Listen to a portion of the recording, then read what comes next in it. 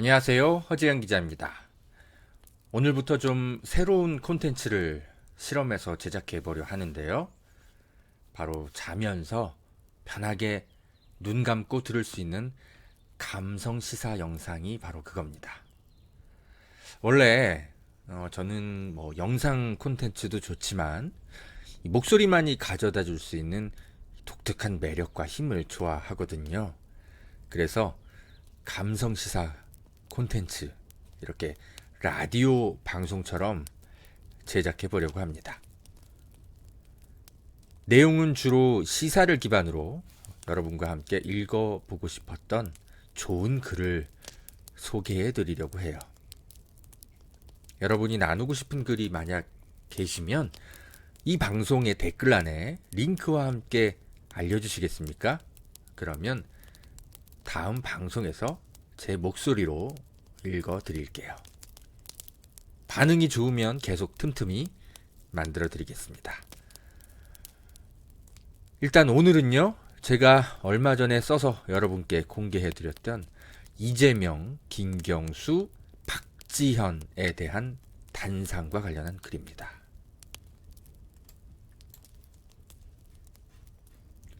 정치인과 기자는 늘 협력과 긴장 관계에 있다. 세상을 바꾸고자 하는 점에서 정치인과 기자는 같은 선에 서기도 하지만 동시에 기자는 정치인이 제대로 일하는 사람이 맞는지 감시하는 존재라서 그렇다. 많은 기자들이 정치인과 친해지기 위해 만나자마자 선배라는 호칭을 쓰곤 한다. 나는 그게 정치인과 대래 유착 관계를 형성하는 빠른 길인 듯해 그런 호칭은 일부러 쓰지 않는다. 그냥 의원님, 대변인님이라고 부를 뿐이다. 이재명 민주당 고문과의 인연은 10년도 더 되는 듯하다. 그는 한결같다. 내게 말을 놓은 적이 없다. 당연히 나 역시 이 고문을 시장님, 도지사님, 후보님이라고 부를 뿐이다.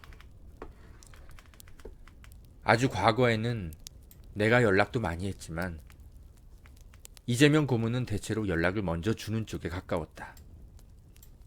정치인은 바쁘기에 당연하게도 기자가 원할 때마다 바로 통화할 수 없다.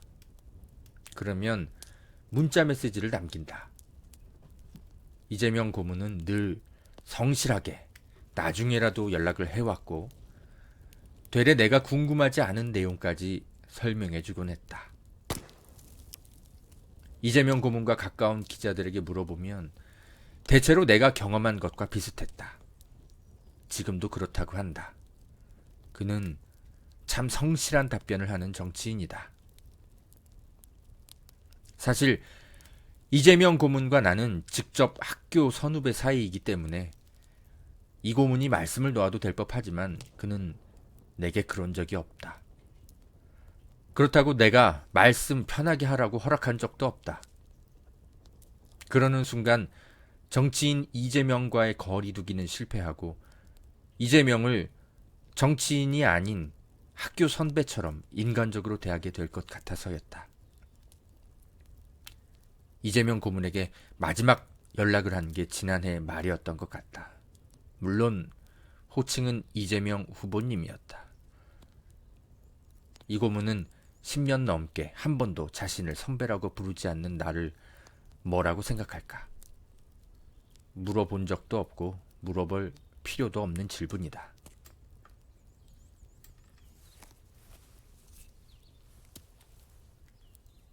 김경수 지사는 나에게는 친절한 아저씨 같은 분이었다. 이재명 고문과 마찬가지로 김경수 지사와의 인연 역시 10년도 더 되는 듯하다. 그는 노무현 대통령의 비서였고 봉하마을에서도 마찬가지였다. 노무현 대통령에 대해 무언가 물어오는 기자들이 한둘일까? 그는 그럼에도 한 번도 흐트러짐 없이 모든 사람에게 친절했다. 속으로 생각했다. 이 사람은 친절이 몸에 배어 있구나. 김 지사는 내가 가까이 지내면서도 거리를 두어야 할 정치인이지만 솔직히 그가 무슨 잘못을 저질러도 인간적으로 싫어하기 어려울 것 같은 캐릭터였다. 사람을 대하는 성실함. 그건 김 지사에게는 삶 자체였고 그의 장점이었다.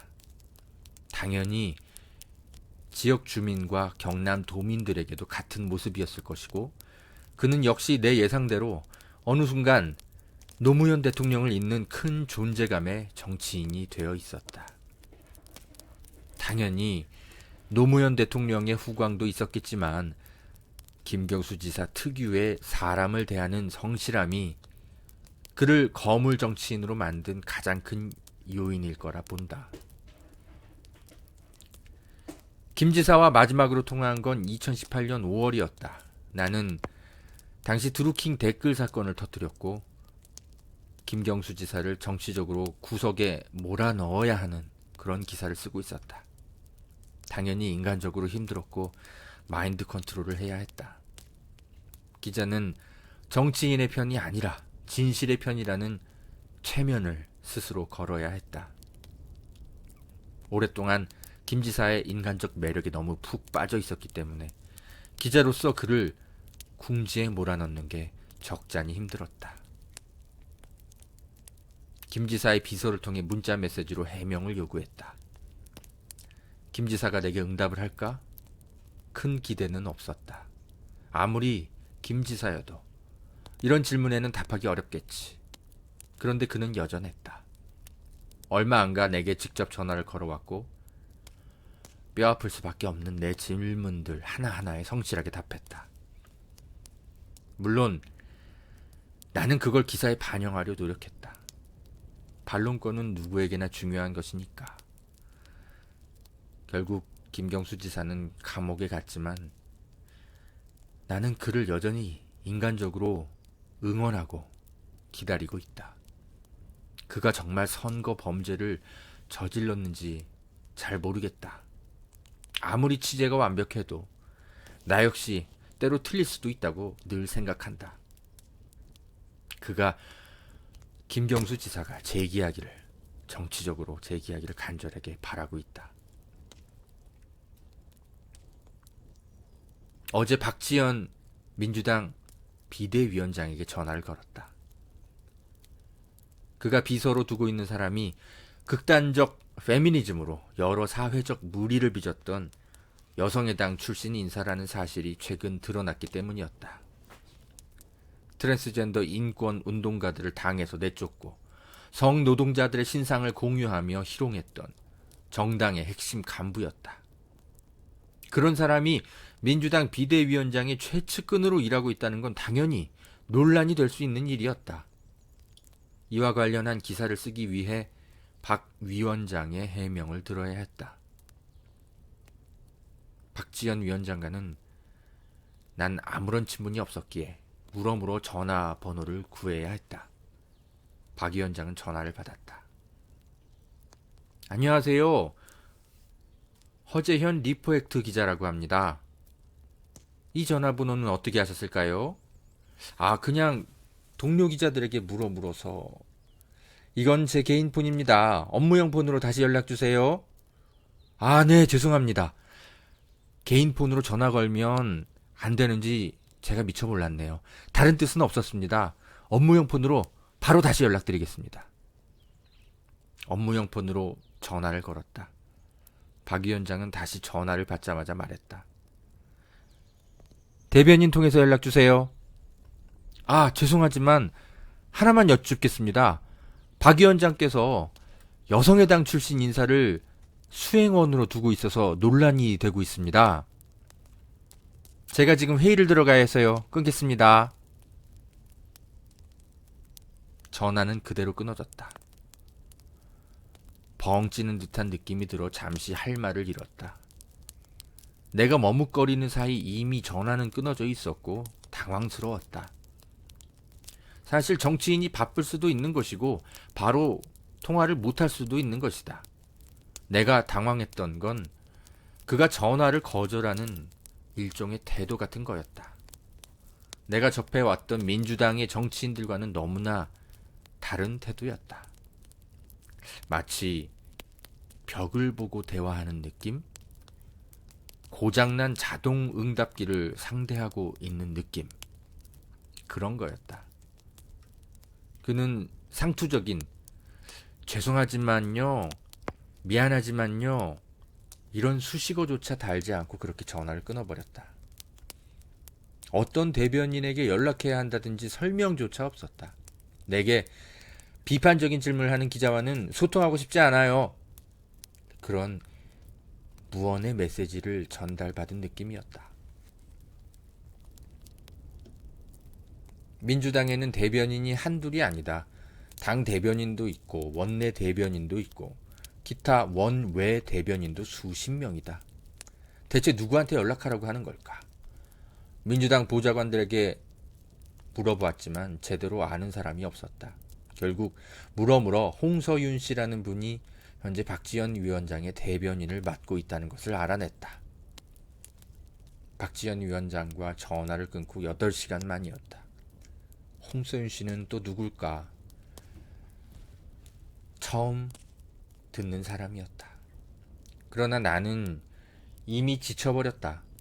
그냥 어떤 것도 묻고 싶지 않아졌다. 더 이상 박지원 위원장을 취재하고 싶지 않아졌다. 10년 전 이준석 새누리당 비대위원과 통화했을 때가 불현듯 떠올랐다.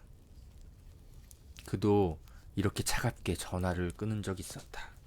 내가 당시 이준석과 관련해 비판적인 검증 기사를 여러 개 썼었고 그는 내가 불편했을까?